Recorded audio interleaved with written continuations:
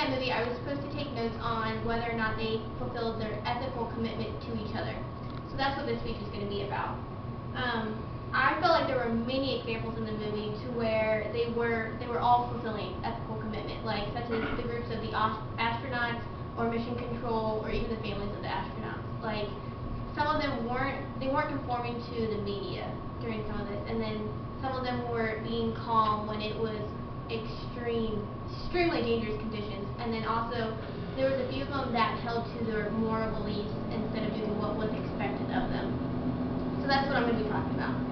The movie stars Tom Hanks, Bill Paxton, Kevin Bacon, Gary Sinise, and Ed Harris, and it all revolves around true events of what actually happened during the Apollo 13 launch.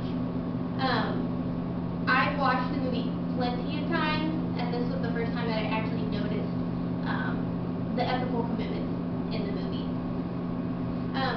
The history of the NASA mission was the actual crew was James Lovell, John Swigert, and Fred Haise.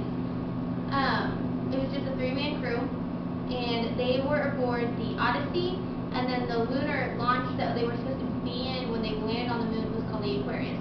What ended up happening was that they wanted to land on, it's called Fra Mauro area on the moon, but there was an explosion that happened in the Odyssey to where they had to actually circle around the moon and come back home. They weren't able to land on the moon. For my first point, I was going to talk about not conforming. And as this example, it was Jane Lovell's wife. The media of NASA asked her to put a camera crew on her lawn during the mission because they found out about the explosion and danger to the astronauts. And she said no, because if you didn't care when they were okay, why should you care now that they're in danger? She was pretty upset. I think she was fulfilling that ethical commitment to her husband, in my opinion, to where, you know what, this is for my family. So,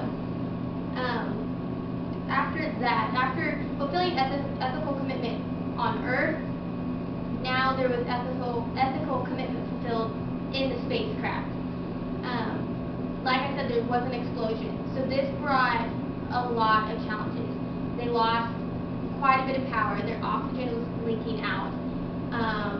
It was cold. There's also sickness setting in. They were breathing out like normally carbon dioxide, but they weren't getting enough oxygen to keep them healthy. They ended up taking off their patches that kept NASA aware of what their body functions were doing, as saying, all right, we're done. We're in this for the long haul. You know, either we're going to make it or we're not. I felt like that also showed their ethical commitment to themselves. That if I'm going to do this, I'm going to do this without someone yelling down my throat that, hey, by the way, your kidneys are failing. So they also started blaming each other. One of the members was not an actual member of the crew. He happened to be on that mission 2 days before it actually launched because someone else was supposedly coming down with measles, even though they never did. So they were blaming him for everything that was going wrong.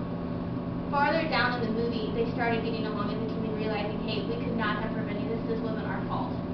And they fulfilled ethical commitment to themselves by coming together as a team. My third point was during mission control, it was staying true to their beliefs. One of the flight directors, the head flight director, Gene Kranz, was saying that I have never lost an American in space, and I'm not going to lose one now. He put above the expectations of NASA of letting these men go, saying, I am doing this. I don't care what you're saying, this is what's going to happen. He had men all over NASA trying to figure out how can we convert carbon dioxide into oxygen for these men, how can we save this enough power to get them into the United States, or at least somewhere where they can get them. And I believe that was the biggest example to me about ethical commitment being fulfilled.